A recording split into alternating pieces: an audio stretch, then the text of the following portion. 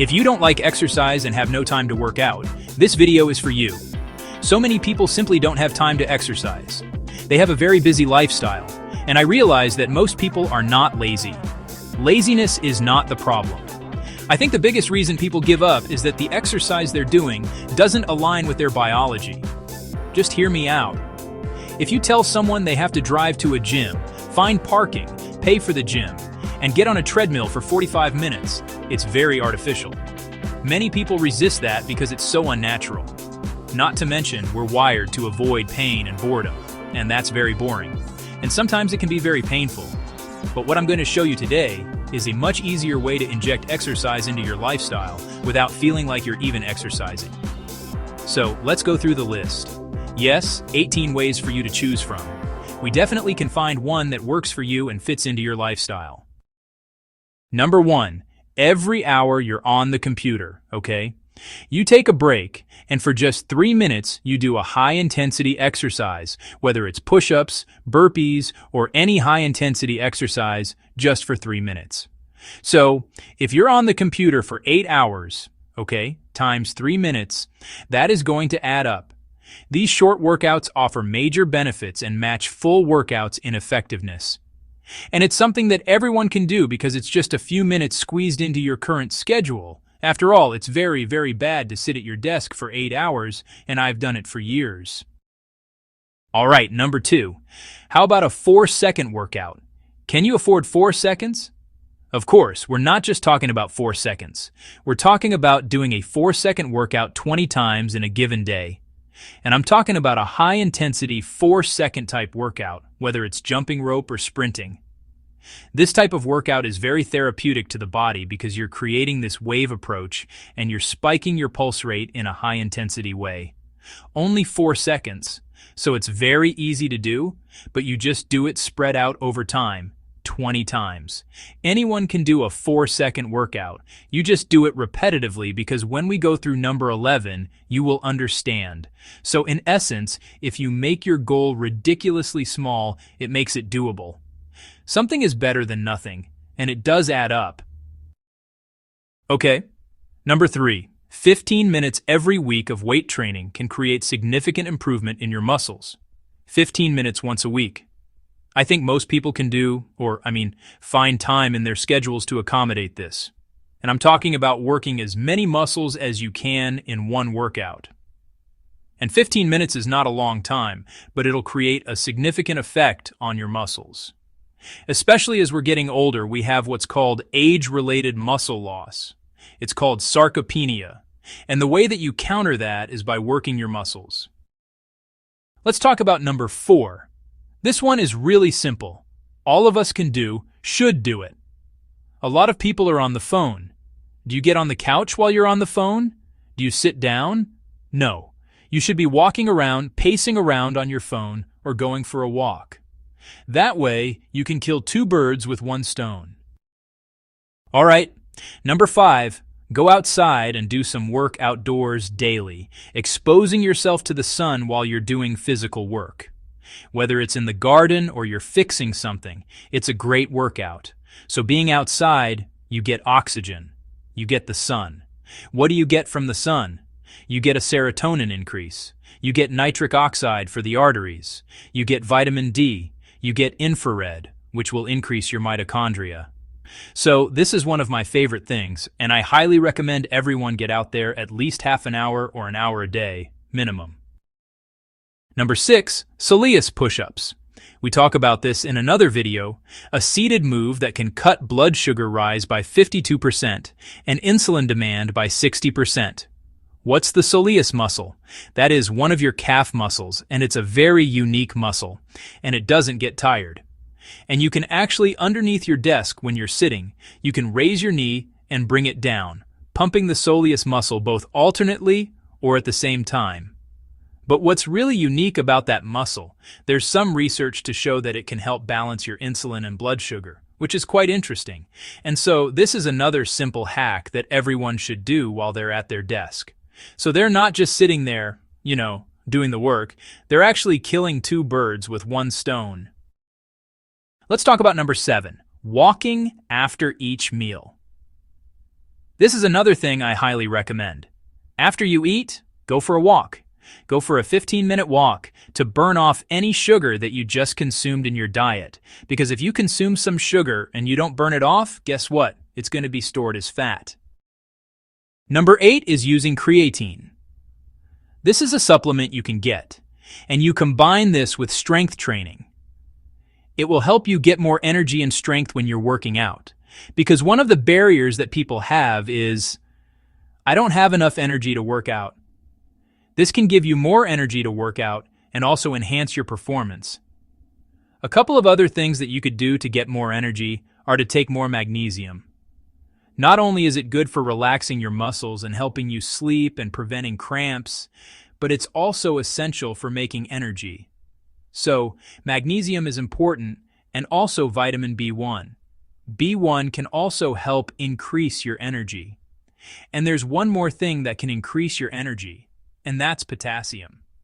And just as a side note to that, if you are tired, the only exercise I would recommend is walking, not any high-intensity exercise. And I'm mainly referring to tiredness caused by a lack of sleep. Okay, number 9 and 10 are mainly about mindset. Number 9 has to do with just the thoughts about exercise. So many people are into this mindset, like, I know I need to exercise. I'm going to get around to it. What they should be doing is having a different mindset that I am someone who is in motion. So basically, you want to put yourself in the state where you're already that person, right? Not like I'm working towards it, because then you're always going to be working towards it. Let's talk about number 10. A lot of people try to lose weight to get healthy, but that's not the way to do it. You want to first get healthy to lose weight. You don't get healthy when you take a drug to artificially lose weight. Well, right now there's a class action suit having to do with blindness because of that drug. A lot of people exercise to lose weight. What they should do is, should focus on their health and have weight loss as a byproduct. If you have your goal to lose weight and you don't lose weight in the first week, you're going to be frustrated. You're going to give up. But if your goal is to be healthy and you don't lose weight, but you feel stronger and you have more energy and your skin looks better, that means it's working. It's just a matter of time before you lose weight.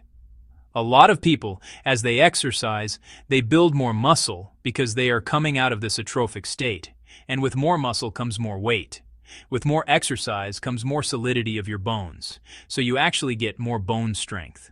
And the two big factors that I like to focus on are strength and the loss of appetite, especially as you combine this with going low carb and doing intermittent fasting, and then adding exercise on top of that.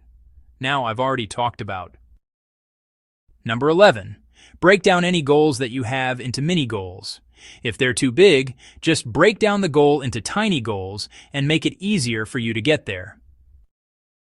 Let's talk about 12. There's something called NEAT, non-exercise activity thermogenesis. Instead of taking the elevator, you're taking the stairs. Instead of parking very close to a store, you're parking further away to walk. Instead of sitting at your desk, get one of those standing desks where you're standing. You're adding more effort. Our bodies were designed and developed for a lot of motion. Okay? And the problem in modern day times is that we don't have a lot of motion. We're so sedentary. So this is just a simple technique for that.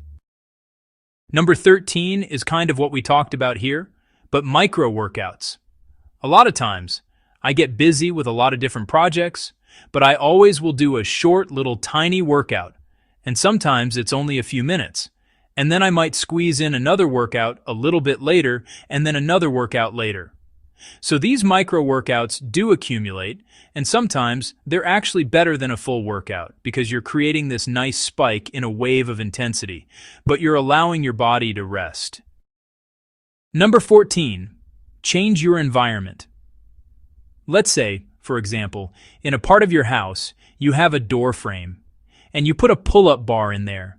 So every time you go into that room, you have to do 4 pull-ups. Or let's say you have an exercise band close to your couch where you're watching TV, and you have to do some band exercise. Or let's say you have a yoga mat next to your bed. Every time before you go to bed, you do some stretches. So you add mini workouts throughout the day. Easy, right? At least it does sound easier. Now, 15. If we look at the difference between high-intensity interval training versus a long jog, go for the high-intensity interval training. There's a lot more benefit. If we're looking at time and a lack of time, like I don't have time to go for an hour jog, but I definitely have time for a 10-minute high-intensity interval training. I can squeeze that in at a different time. And so the combination of the high intensity and using multiple muscle groups at the same time can create huge changes in your health that you can't get from these long jogs. Number 16, get a buddy or a trainer. Working out with someone can increase accountability. Getting someone to help you and push you. Super important, especially since they have the techniques and the knowledge and the experience to be able to coach you correctly. Number 17, you want to pair what you should be doing with what you want to do. Let's say there's a great, interesting podcast you want to listen to. Basically, play it on your phone on the speakerphone and go for a long hike, okay? Through nature, while you listen to the podcast or play the podcast while you're working out at the gym. If there's a great Netflix movie you want to watch, or it's on Prime, or it's on TV, go ahead and do your workout right in your living room while you're watching this program or exercise during the commercials. One of the best tests to look at fitness, it's called VO2 max. And VO2 max is the amount of oxygen your cells can consume. We need oxygen to make energy. That's why we need oxygen, okay, to make ATP. And so the last step of this whole biochemical machine requires oxygen. One simple way to do it is to measure your resting pulse rate. You want it nice and low, like 70 or maybe even 65. But I just wanted to mention this VO2 max because it's a really cool test to be able to tell you where you're at with your fitness. Number 18, eccentric exercises. If I were to take 2 dumbbells and do curls, this is concentric. I'm contracting my muscle. When I let the arm down and elongate the muscle, this is called eccentric. So you want to look at eccentric type motion or movement as like the brakes. It's the muscles that are trying to stop something. So if you're going to walk down the hill, you're using a lot of your eccentric muscles, slowing you down, kind of the brake system. If you're going to run up the hill, you're going to use your concentric muscles. If you were to go into a push-up position and slowly let yourself down, that's another example of this eccentric motion. If you want to see faster improvement in your physiology, in your muscles, you should focus more on this. The strength of this system is like 40 to 60% stronger. And it also creates a massive neural nerve adaptation. So it really causes your nervous system to learn and adapt.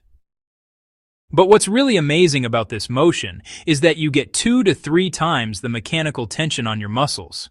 Not just 1/2 of your muscles, on the entire muscle structure. Okay? The whole dynamic. You have to realize that mechanical tension is the primary thing that stimulates muscle growth and strength. And it's the single most effective exercise for chronic tendinopathy, which is basically a problem with your tendons. It's a great therapy for anything related to tendon problems. You also increase stem cells. On top of all those benefits, it is the absolute best thing to slow down age-related muscle loss. That's called sarcopenia. By incorporating these simple strategies into your daily life, you can achieve substantial health benefits without traditional exercise routines.